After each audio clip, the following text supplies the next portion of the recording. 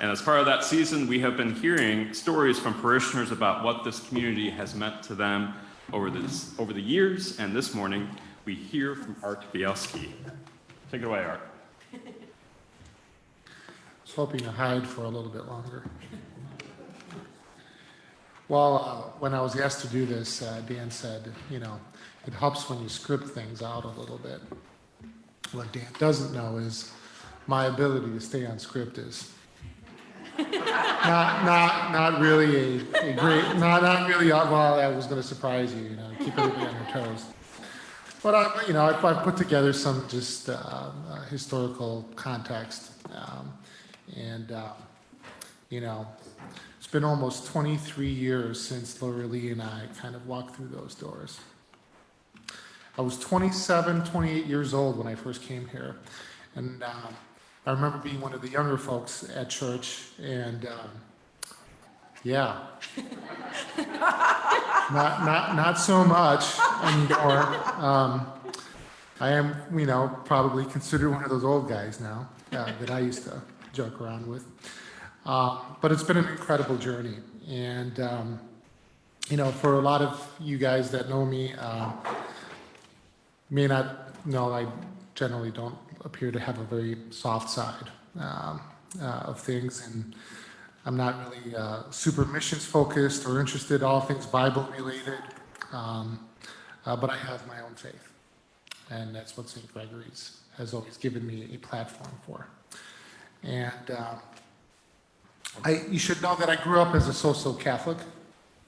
What I mean by that is, Sundays consisted of me going to church from time to time, dropping a $5 bill into the basket, 20 on holidays, grabbing communion, and immediately running out the door before the service ended. I did not know that there was something happening in the service after communion. Because we were gone. Like, you had to be first in line out of the parking lot. But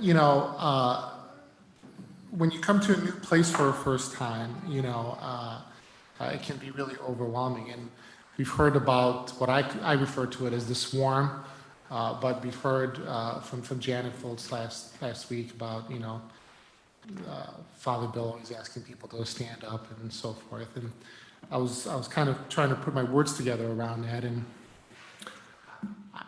I actually think it was more genius than not, right? Because if you can survive the swarm and come back,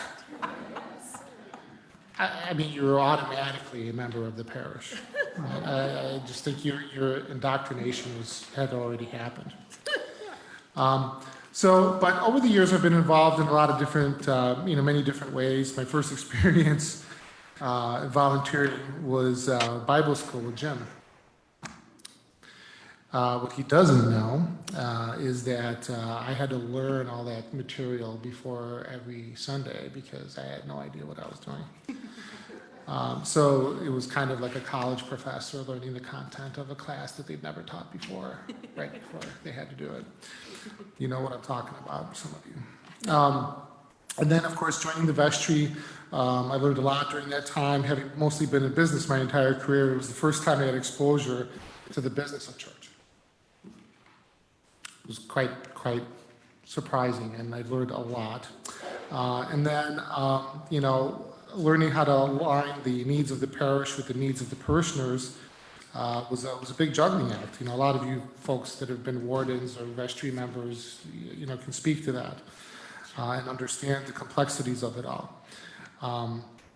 Later on, I became a warden with Catherine Martin, who really did the majority of the real work in that relationship, and I'll always be very grateful to her for doing that. And but we were in a very difficult time back then,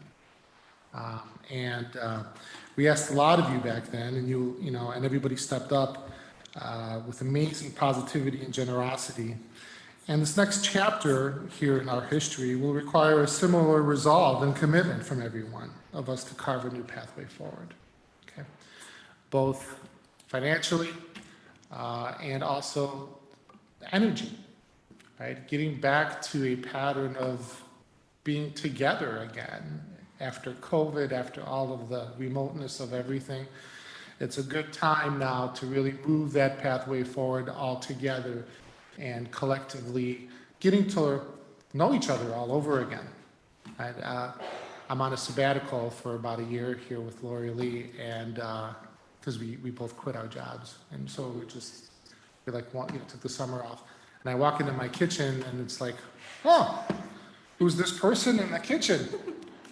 Oh, it's not the mother, right? It's not my wife. It's like I get to date her all over again, and I think that this is kind of the pathway forward that the parish is taking. It's let's find a way to interact all together all over again and get to know each other all over again, because not many people get that second chance, and I think we've got a really great positive forward way to do that. So I went totally off script, so Dan's like probably timing me. But I'm going to leave with just kind of saying what tithing means to me. And I learned to tithe through Lori Lee. Again, growing up with $5 bills and baskets, I never really understood what it meant to support the community I wanted to belong to and be a part of. And so Lori Lee taught me that. I hope every one of you has a Lori Lee or somebody that can help you understand the level of commitment required to the parish. I was told not to use the words I give and I get, but I do. But I get it in family, I get it in the community, and I get it in my faith. I have no expectations for anything that I give to the parish. But my relationship with God has never been stronger because of that leap of faith I make every month. We don't have envelopes and things like that. We just, auto pay these days. It's all electronic and magical.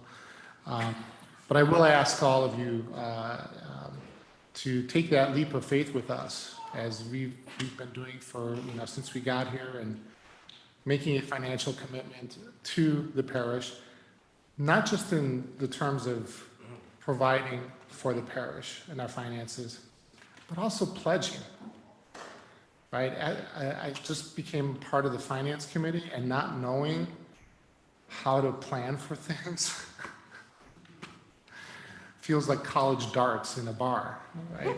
And it's really difficult to do. So if I could ask, right, if you do contribute what you can, right? But also let us know, pledge, let us know, take that leap of faith and put it out there so that we can move forward. And there's another paragraph here that I'm going to skip because I think my oral was better. And thank you for listening to this now old guy in the parish.